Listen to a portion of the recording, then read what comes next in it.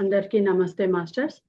మనందరి గురువు గారైన బ్రహ్మర్షి పితామహ పత్రిజీ గారికి, వంశీ కిరణ్ మాస్టర్ గారికి, ప్రవీణ మేడం గారికి నా ఆత్మ ప్రణామాల్ని తెలియజేస్తున్నాను.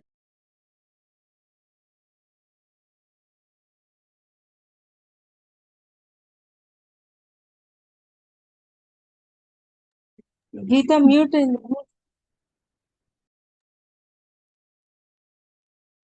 దివ్య మనోప్రకాశం నుండి అధ్యాయం 19 మాస్టర్స్ కూడబెట్టడం చాప్టర్ చదువుకోబోతున్నాము. భూమి అంతా అనేక నిస్తంత్రి నిలయాలతో నింపబడి ఉంది అనుకుందాం. వాటిలో కొన్ని మాత్రం ఎక్కువ బరువు కలిగి ఉంటాయి. అవి మాత్రమే గ్రహంపై జీవాన్ని నిర్దేశిస్తాయి. కొన్ని ప్రదేశాలు మాత్రమే జీవాన్ని నిర్దేశిస్తాయని కదా చెప్పుకున్నాం. ఖచ్చితంగా అదే విధంగా గత జన్మలలోని తమ సంచితాలతో పుష్కలంగా పూరించబడిన ఆత్మలు కొన్ని మాత్రం ఉనికిలో ఉంటాయి. అంటే సంచితాలతోటి ఎక్కువగా ఉన్న సంచితాలతో ఉన్న వాటి మాత్రమే భూమి మీద ఉంటాయి అన్నట్లా. అవును మేడం, మళ్ళీ చదువుతాను మేడం. భూమి అంతా అనేక నిస్తంత్రి నిలయాలతో నింపబడి ఉంది అనుకుందాం. వాటిలో కొన్ని మాత్రం ఎక్కువ బరువు కలిగి ఉంటాయి. అవి మాత్రమే గ్రహంపై జీవాన్ని నిర్దేశిస్తాయి. ఖచ్చితంగా అదే విధంగా గత జన్మలలోని తమ సంచితాలతో పుష్కలంగా పూరించబడిన ఆత్మలు కొన్ని మాత్రం ఉనికిలో ఉంటాయి. మనిషికి 5 సంచితాలు ఉంటాయి.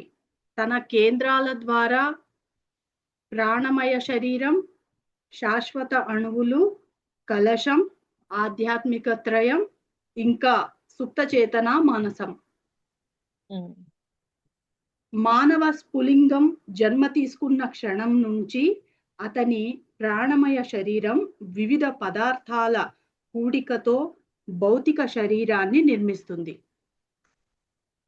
శాశ్వత అణువులు ప్రాణమయ శరీరం భౌతిక శరీరాన్ని నిర్మిస్తుంది. శాశ్వత అణువులు పరిసర ప్రపంచం నుంచి పొందిన అనుభవాల నమోదును కూడబెడతాయి.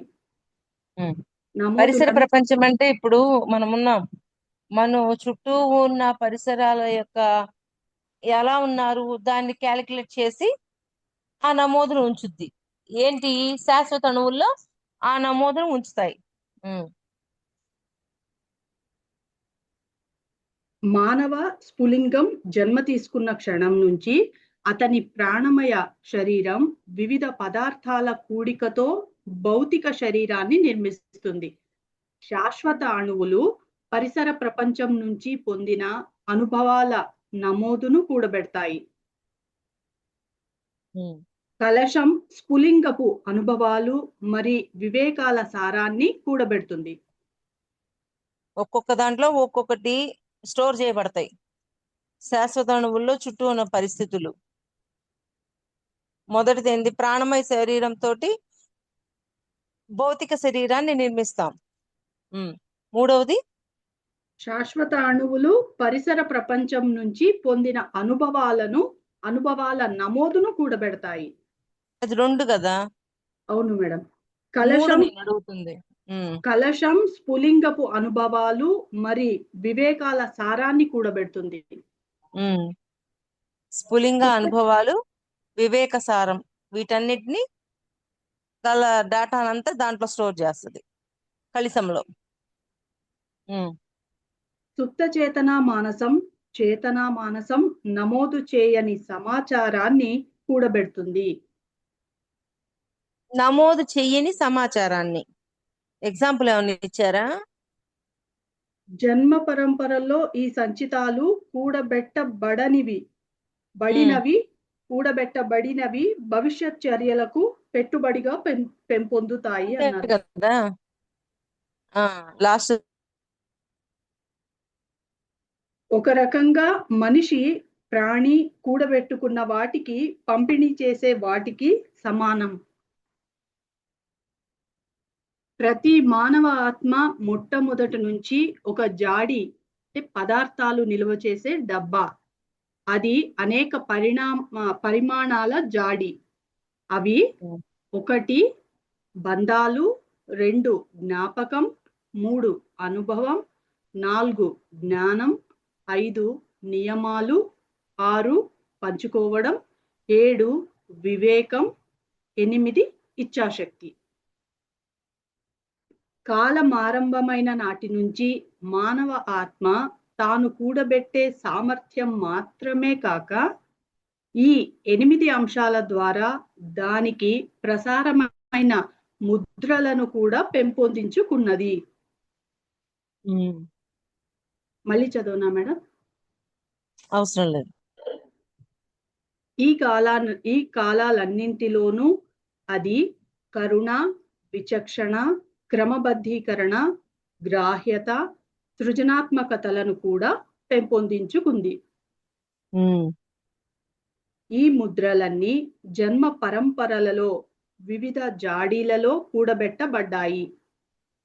అవి 1 ప్రాణమయ శరీరం, 2 శాశ్వత అణువులు, 3 సుప్తచేతన మానసం, 4 కలశం, 5 ఆధ్యాత్మిక త్రయం.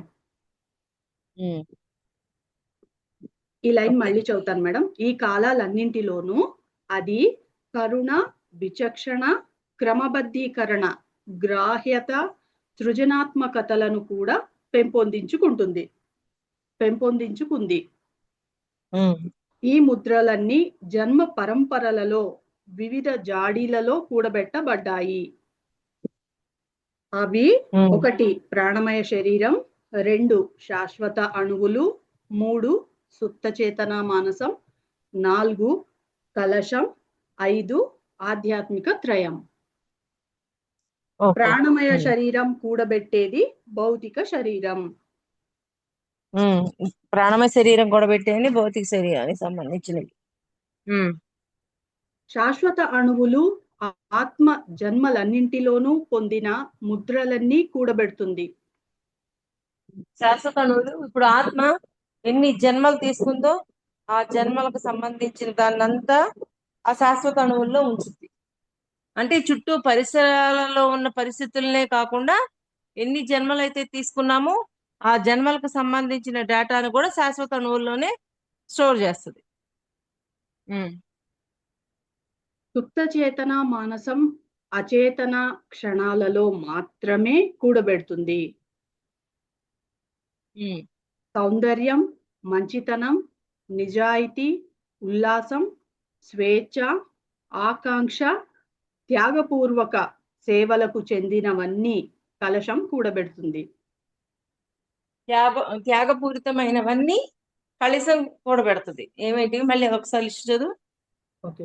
సౌందర్యం, మంచితనం, నిజాయితీ, ఉల్లాసం, స్వేచ్ఛ, ఆకాంక్ష, త్యాగపూర్వక సేవలకు చెందినవన్నీ కలశం కూడబెడుతుంది.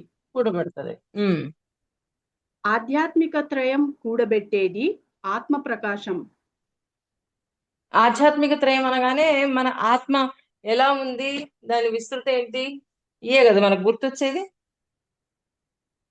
అది దీనిని జన్మ పరంపరలలో పొందిన ఉత్తమ అనుభవాలు కూడబెట్టబడతాయి. అంటే ఆత్మలో ఉత్తమమైన అనుభవాలు మాత్రమే కూడబెట్టబడతాయి అని చెప్తున్నారు ఆయన.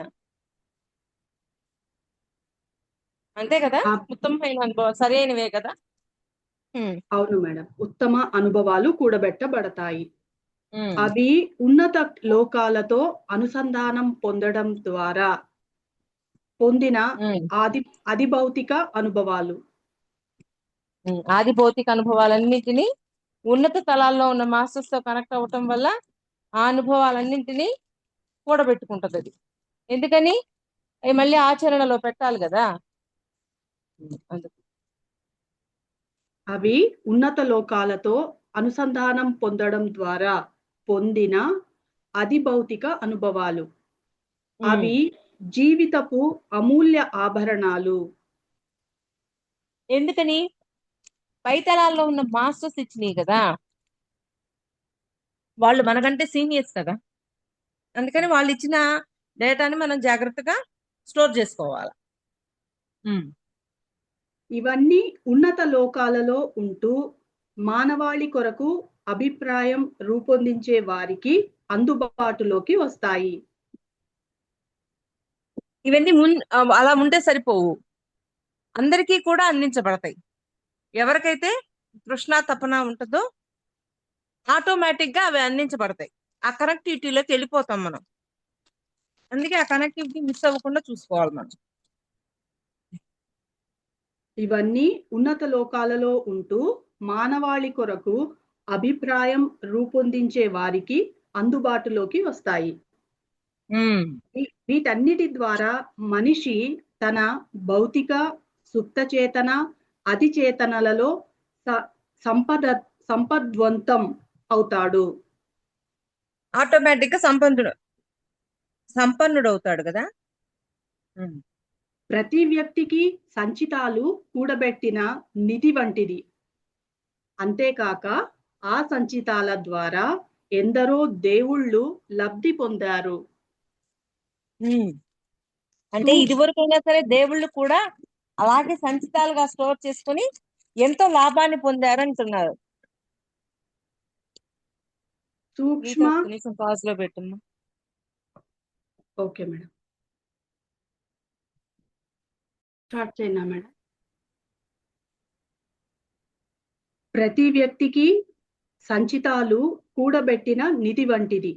అంతేకాక ఆ సంచితాల ద్వారా ఎందరో దేవుళ్ళు లబ్ధి పొందారు. సూక్ష్మ, మనో, ఉన్నత తలాలలోని వారు మన సంచితాలను ఉపయోగిస్తారు. సూక్ష్మ, మనో, ఉన్నత తలాలలోని వారు మన సంచితాలను ఉపయోగిస్తారు. చదువు ఉన్నత లోకాలలో ఆ సంచితాలను వ్యక్తిగత సంపదలుగా భావించరు. లోకాలలో ప్రతిదీ వారి అనుసంధాన గ్రాహ్యత సామర్థ్యాలను అనుసరించి ఉంటుందని వారికి తెలుసు. వాళ్ళ యొక్క గ్రాహ్యత సామర్థ్యాలను అనుసరించి ఉంటుందని వారికి తెలుసు. ఓకే, మళ్ళీ చదువుతాను మేడం ఆ లైను. ఉన్నత లోకాలలో ఆ సంచితాలను వ్యక్తిగత సంపదలుగా భావించరు. సూక్ష్మ లోకాలలో ప్రతిదీ వారి అనుసంధాన గ్రాహ్యత సామర్థ్యాలను అనుసరించి ఉంటుందని వారికి తెలుసు. ఉన్నత మనోతలం ఇంకా ఆ పైన నాది నీది అని ఉండదు. అంటే ఉన్నత మనోతలం పైకి వెళ్ళేసరికి నేను నాది అనేది ఏమీ లేదు, అన్ని మార్చేస్తాం. అభివృద్ధి చెందిన శిష్యులు నిధి భాండాగారాలు. ఆ నిధి స్థాయిలో భాండాగారాలు భాండాగారాలు సారీ ఆ స్థాయిలో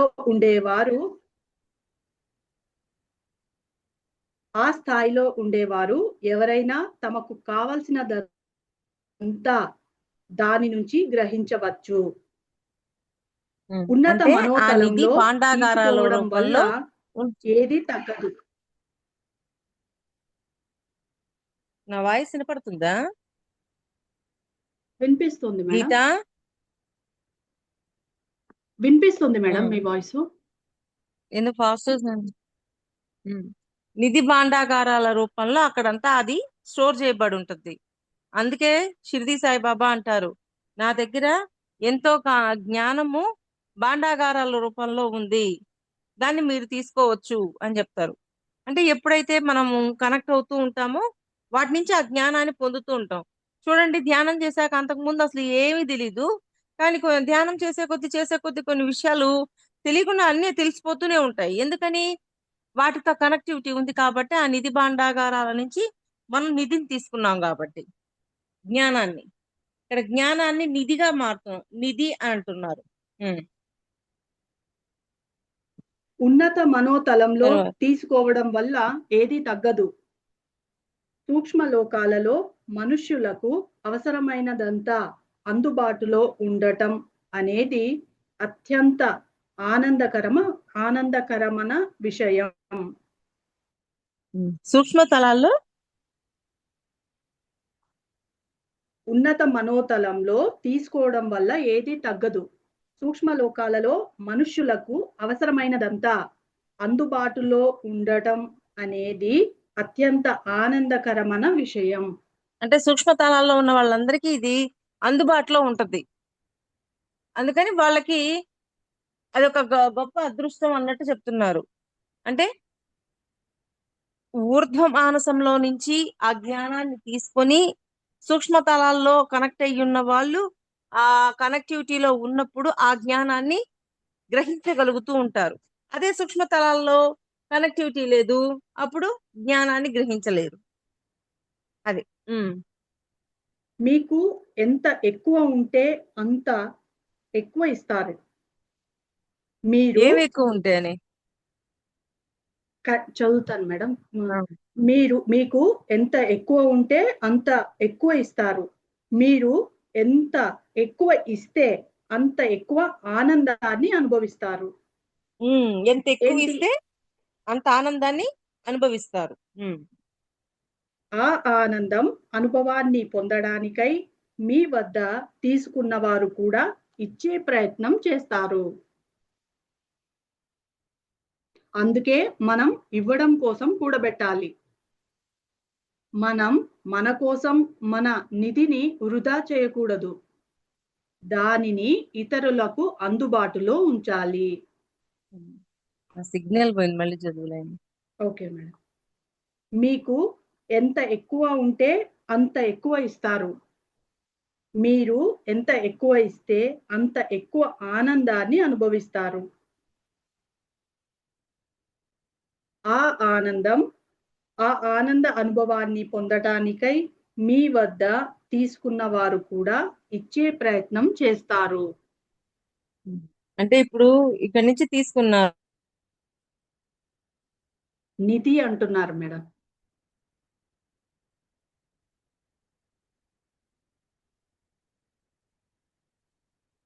మేడం మీ వాయిస్ రావట్లేదు మేడం.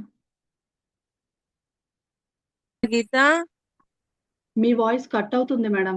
ఏది సిగ్నల్స్ పోతున్నట్టున్నాయి. మళ్ళీ చదువుతాను మేడం.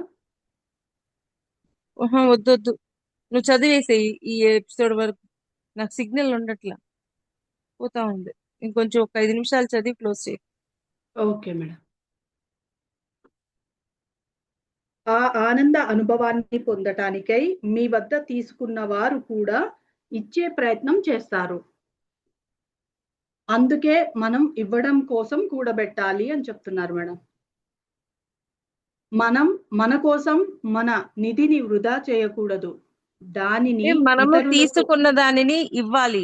ఇస్తే వాళ్ళు ఇంకొకరికి ఇస్తారు. ఇట్లాగా ఇవ్వడం అనేది చేస్తూ ఉన్నప్పుడు పెంచబడుతూ ఉంటది అంటున్నారు. మనం మన కోసం మన నిధిని వృధా చేయకూడదు. దానిని ఇతరులకు అందుబాటులో ఉంచాలి. అంటే అందరికి అందుబాటులో ఉండేటట్టు చేయాలి తప్ప మన కోసం మాత్రమే ఉపయోగించకూడదు.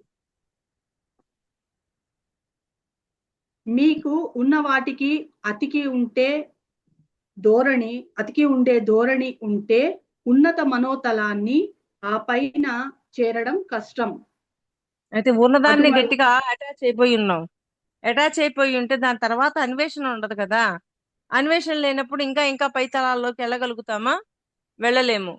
వెళ్ళగలిగితే సమాధానం కూడా తెచ్చుకోగలుగుతాము.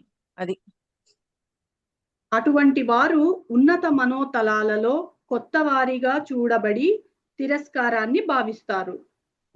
ఆటోమేటిక్ గా తిరస్కారం వస్తుంది వాళ్ళకి. అందుకే కదా కొంతమంది కళలో కొన్ని చోట్లకు పోతారు కానీ లోపలికి పోలేకపోతారు. ఎందుకంటే ఇది కూడా ఒక కారణం అవ్వచ్చు. ఆ విధంగా వారి పరిణామం ఆలస్యం అవుతుంది. ఇంకా ఆటోమేటిక్ గా పరిణామం ఆలస్యం అయిపోద్ది కదా. ఇంకా పై తలాల్లోకి వెళ్ళాలి, పైనుంచి ఇంకా గ్రహించగలగాలి, ఇంకా ఎన్లైట్ అవ్వాలి, ఇంకా ఎన్లైట్ అవ్వాలి అని అనుకునే కొద్దీ మళ్ళా పరిణామం జరుగుద్ది. అలా అనుకోనప్పుడు పరిణామం ఎలా జరుగుద్ది? జరగదు కదా. అందుకని మనం మిస్ అయిపోతాము అని చెప్తున్నారు. ఉన్నత తలాలలోకి ప్రవేశించిన తరువాతే ఇవ్వటాన్ని మరింత కష్టపడి పనిచేసి ఎక్కువ వివేకాన్ని సంపాదించడాన్ని నేర్చుకుంటారు. ఎక్కువ వివేకాన్ని సంపాదించడం అనేది నేర్చుకుంటాం ఇంకా పై తలాలతో కనెక్ట్ అయ్యే కొద్దీ.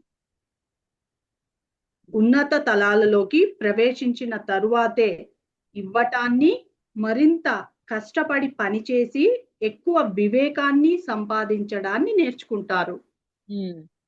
చాలా మంది సృజనాత్మక వ్యక్తులు తమ సంచితాలను అన్ని స్థాయిలలోనూ ఉపయోగిస్తారు.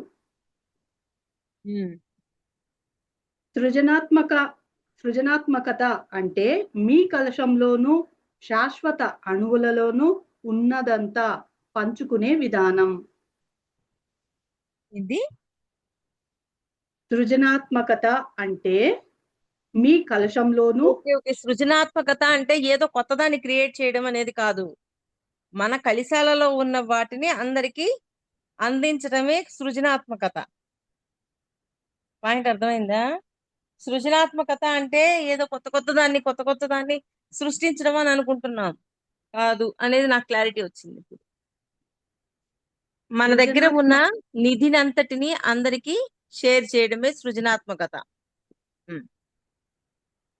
సృజనాత్మకత అంటే మీ కలశంలోనూ శాశ్వత అణువులలోనూ ఉన్నదంతా పంచుకునే విధానం. మనం మరణించిన తరువాత మనోతలంలో వదిలిపెట్టబడిన మన మనోశరీరాలు ఇతరులచే ఉపయోగించబడతాయి. ఒక్కొక్కసారి మనము మన మనోశరీరాన్ని వదిలి వెళ్ళినప్పుడు ఆ శరీరాన్ని వేరే వాళ్ళు ఉపయోగించుకునే ఇది కూడా చేస్తూ ఉంటారు. ఇప్పుడు జీసస్ ఉన్నారు, జీసస్ చనిపోయారు, ఆయన మనో శరీరము ఇక్కడే ఉంటది. ఆయన మనో శరీరాన్ని ఉపయోగించుకొని కొన్ని సోల్స్ గేములు ఆడుతుంటాయి. అలాగా మనం మరణించిన తరువాత మనోతలంలో వదిలిపెట్టబడిన మన మనోశరీరాలు ఇతరులచే ఉపయోగించబడతాయి. మనకు ఏది చెంది ఉండదు. అది ఉన్నదంతా నిరంతర ప్రసారం పంచుకోవడాలతో అందరికీ చెంది ఉంటుంది. అంతే. ఉనికి సర్వస్వము మూలం. విశ్వ అయస్కాంతం చుట్టూ తిరిగే సప్తవర్ణగోళం వలె ఉంటుంది. ప్రతి మనిషి ఈ నిధి నుంచి సేకరిస్తూ తన సాధనకు అనుగుణంగా ఇస్తూ ఉంటాడు.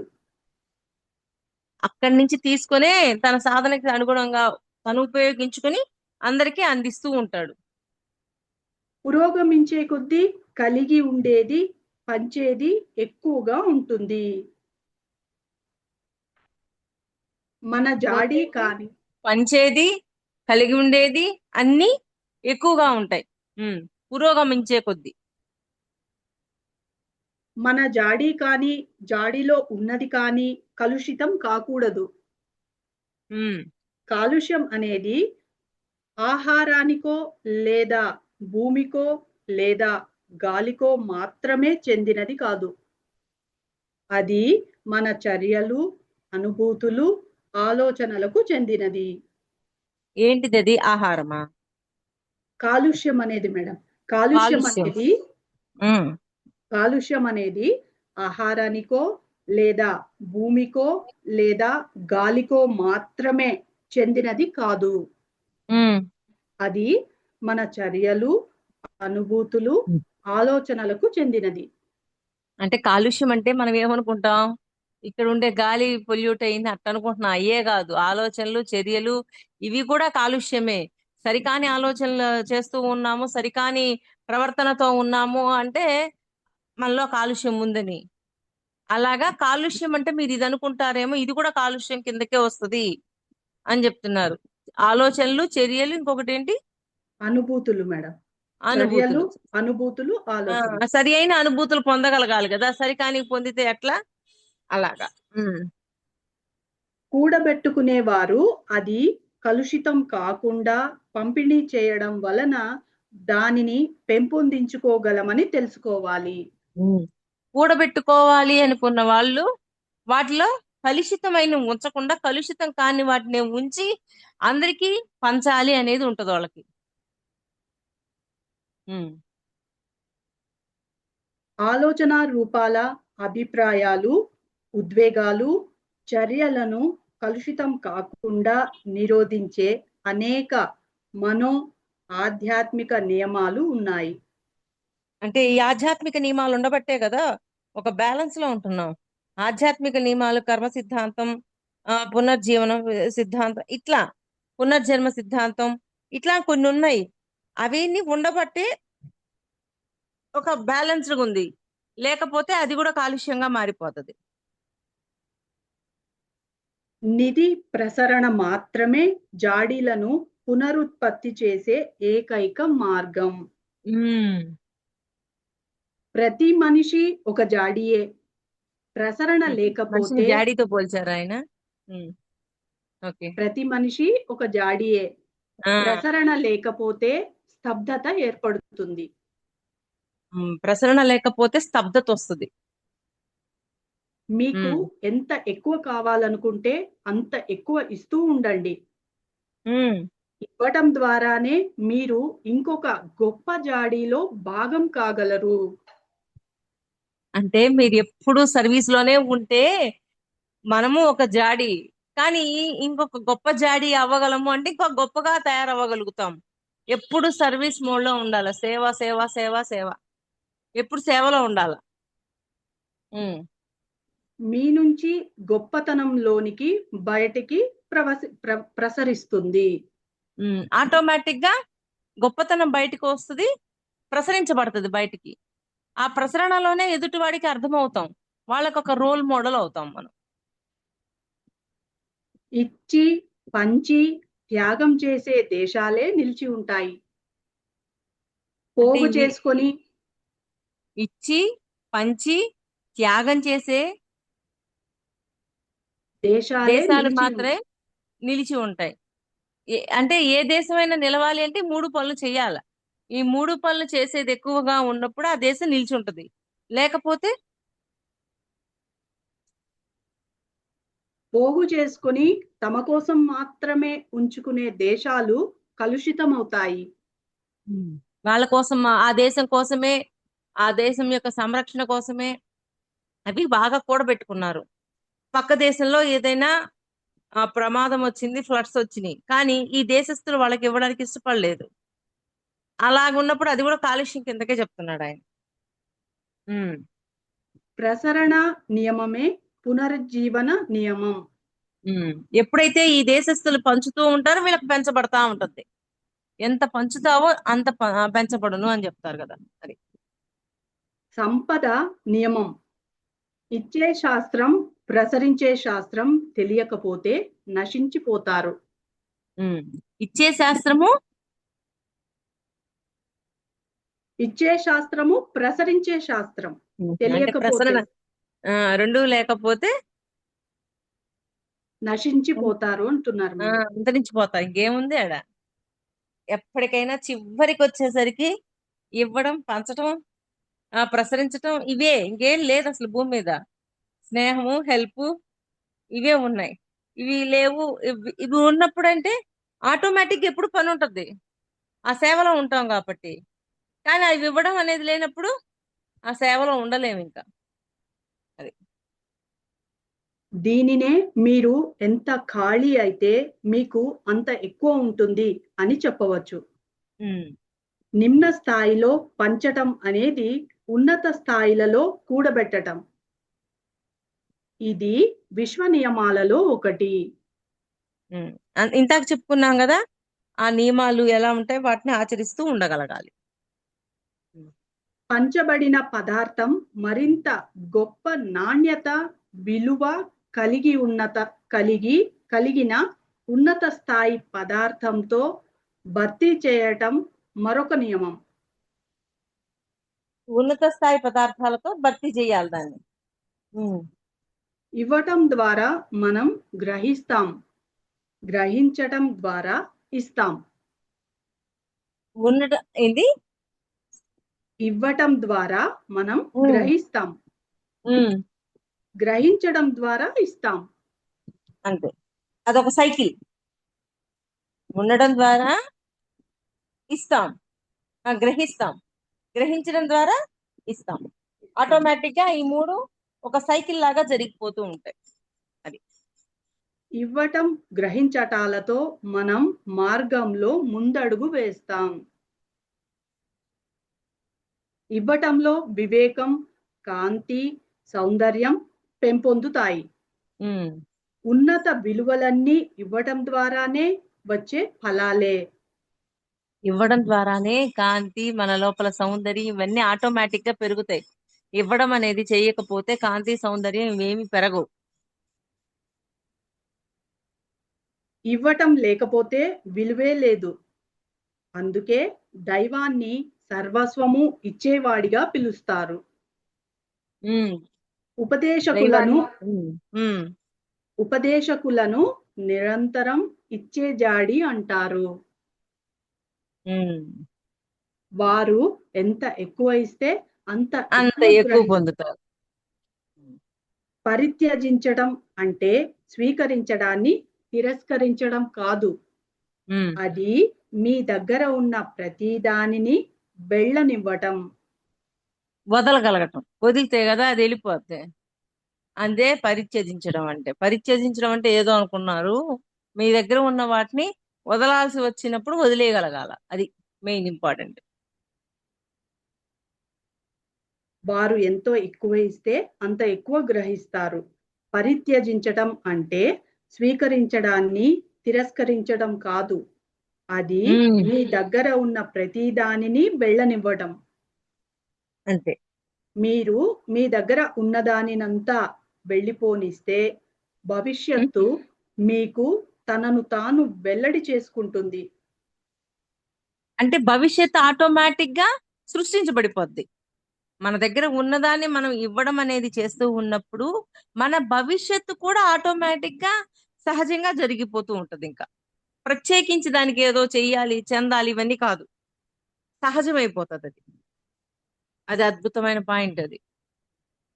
మీరు ఓకే. మీ దగ్గర ఉన్నదానినంతా వెళ్ళిపోనిస్తే ఉమ్, భవిష్యత్తు మీకు తనను తాను వెల్లడి చేసుకుంటుంది. ఆటోమేటిక్ గా అవి వచ్చి మళ్ళీ కూర్చుంటాయి, మళ్ళీ వెళ్ళిపోతుంటాయి. అంటే వెల్లడి ఎప్పుడు చేస్తూ ఉండాలి. మన దగ్గర ఉన్నది పంపించాలా, మరలా కొత్తది వస్తుంది మన దగ్గరికి, మరలా మనం పంపించేస్తే మళ్ళీ వస్తుంది. అలా వెల్లడి అనేది మనలో ఉండాల. వెల్లడి లేకపోతే ఎక్కడేసిన గొంగళి అక్కడే. ఇంకా పెరిగేది ఏమీ ఉండదు, అలాగే ఉండిపోతది. ఇంతాక అందుకే కదా దాని మీద అన్నాడు నిర్జీవం అని. నిర్జీవంతో పోల్చాడు ఆయన. ఏం చేస్తావు, ఇంకా ఏం సంపాదించి ఏం చేసుకుంటావు, అంతే. అది ఒక సైకిల్. వెల్లడి అనేది ఉన్నప్పుడు, వదలడం అనేది, ఇవ్వడం అనేది ఉన్నప్పుడు ఆటోమేటిక్ గా ఆ సైకిల్ తిరుగుతూ ఉంటుంది. ఆ సైకిల్ ని ఆపలేం మనం. అది మనం కూడబెట్టుకోవడం ద్వారా కాక మంచి పంచిపెట్టడం ద్వారా మన లక్ష్యాన్ని చేరగలం. ఉమ్, అది పంచడం ద్వారా ఎవరైనా తమ ఆత్మగా మారుతారు.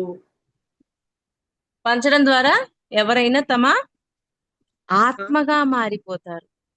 ఆత్మగా అంటే కాంతిగా మారిపోతారు. పంచడం అనేది ఎక్కువ చేసే కొద్దీ సౌందర్యం, కాంతి అన్ని పెరిగిపోతాయి ఆటోమేటిక్ గా. జాడీలన్నీ సకాలంలో ఆకాశంలో కరిగిపోతాయి. అందుకే ఉమ్, ఎవరైనా ఎన్నటికీ నాశనం కాని జాడీని ఎక్కువ గ్రహించి నిల్వ చేయడానికి అనంతంతో ఉపయోగించబడే జాడీని నిర్మించుకోవాలి. డాడీ అంటే శరీరం. ఆ శరీరాన్ని అనంతంతో కనెక్ట్ అయ్యి ఉండి ఎప్పుడు పొందటం ఇవ్వటం, పొందటం ఇవ్వటం ఇవి చేస్తూ ఉండాల. ఉమ్, ఈ జాడీ మానవ ఆత్మ ఉన్నత జాడీల శక్తులకు మేధోపరమైన బదులు ఇవ్వడానికి యుగాల తరబడి నిర్మించబడిన ఆత్మ. ఉమ్. మళ్ళీ చదువుతాను మేడం. ఈ జాడి మానవ ఆత్మ ఉన్నత జాడీల శక్తులకు మేధోపరమైన బదులు ఇవ్వడానికి యుగాల తరబడి నిర్మించబడిన ఆత్మ. మళ్ళీ చదువు లైన్. ఈ జాడి మానవ ఆత్మ ఉన్నత జాడీల శక్తులకు మేధోపరమైన బదులు ఇవ్వడానికి యుగాల తరబడి నిర్మించబడిన ఆత్మ. యుగాల తరబడి నిర్మించబడ్డ ఆత్మ. అప్పుడు ఆత్మగా మనం తయారవుతాం. ఆత్మ అంటే ఏంటి? కాంతి పదార్థం. అలాగా తయారవ్వడం అనేది జరగాలి అంటే మనం ఇస్తూ ఉండాలి. ఇస్తూ ఉన్నప్పుడు అది అవుతుంది అని చెప్తున్నారు. స్వేచ్ఛ అంటే నిజమైన అర్థం గ్రాహ్యతకు పంపిణీకి మధ్య సమతుల్య స్థితిలోనికి వస్తున్న శక్తులకు బయటికి పోతున్న ప్రవాహాలకు మధ్య సమత్వాన్ని సాధించడం.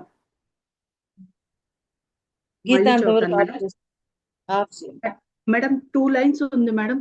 ఈ చాప్టర్ కంప్లీట్ అవుతుంది మేడం. అవును. 2-3 లైన్స్ ఉంది మేడం, అంతే మేడం. స్వేచ్ఛ అంటే నిజమైన అర్థం గ్రాహ్యతకు పంపిణీకి మధ్య సమతుల్య స్థితిలోనికి వస్తున్న శక్తులకు బయటికి పోతున్న ప్రవాహాలకు మధ్య సమత్వాన్ని సాధించటం. అంటే ఇవ్వడము అంటే తీసుకోవడము వదలడము, ఈ రెండింటి మధ్యలో బ్యాలెన్స్డ్ గా ఉంచాల. ఎప్పుడైతే ఆ బ్యాలెన్స్డ్ గా ఉంచుతామో అక్కడ ఆ పని చేయగలుగుతాం. గ్రాహ్యతకు పంపిణీకి మధ్య పంపిణీ, అదే తీసుకోవడం ఇవ్వటం, ఈ రెండింటికి మధ్యలో బ్యాలెన్స్డ్ గా ఉంచాలి అని చెప్తున్నారు. సమతుల్యంలో ఉంచినప్పుడు ఆ సైకిల్ ఆటోమేటిక్ గా జరుగుతూ ఉంటది. సమతుల్య స్థితిలోనికి వస్తున్న శక్తులకు బయటికి పోతున్న ప్రవాహాలకు మధ్య సమత్వాన్ని సాధించడం. అంతే. వస్తుంది పోతుంది. ఓకే, ఒక వాహకంగా మారిపోతాం మనం. మన దగ్గరికి వస్తుంది, వచ్చిందాన్ని మళ్ళీ మనం ఇచ్చేస్తున్నాం, మళ్ళీ వస్తుంది ఇచ్చేస్తున్నాం. అది ఒక వాహకం అన్న కోణంలో మనం చూడగలగాలి దాన్ని. స్వేచ్ఛయే సమతుల్యత కనుక స్వేచ్ఛ అంటే సమస్యలు నిరోధాలు లేకపోవటం కాదు. స్వేచ్ఛయే సమతుల్యత కనుక స్వేచ్ఛ అంటే సమస్యలు నిరోధాలు లేకపోవటం కాదు, వాటి మీద విజయం సాధించటం. అంటే సమస్యలు వచ్చినప్పుడు బెంబేలెత్తకుండా ఆ సమస్యను దాటగలగడమే ఆ విజయం అంటున్నారు. ఆ సమస్య రాగానే భయపడిపోతాం. సమస్య వచ్చినా కూడా ఆ సమస్యని కారణాన్ని చూసి అక్కడ ఎలా డీల్ చేయాలో డీల్ చేయగలగాలి. కారణాన్ని చూడడం డీల్ చేయము అంటే ఆ సమస్య ఎక్కడికి పోదు, ఆడే పడి ఉంటుంది. అలాగా సమస్యని డీల్ చేసి దాని నుంచి దూరం చేసుకోవడం అంటే దాన్ని మార్చుకోవడమే స్వేచ్ఛ. స్వేచ్ఛ అంటే ఏదో కాదు అని చెప్తున్నారు ఆయన, క్లారిటీ ఇస్తున్నారు మనకి.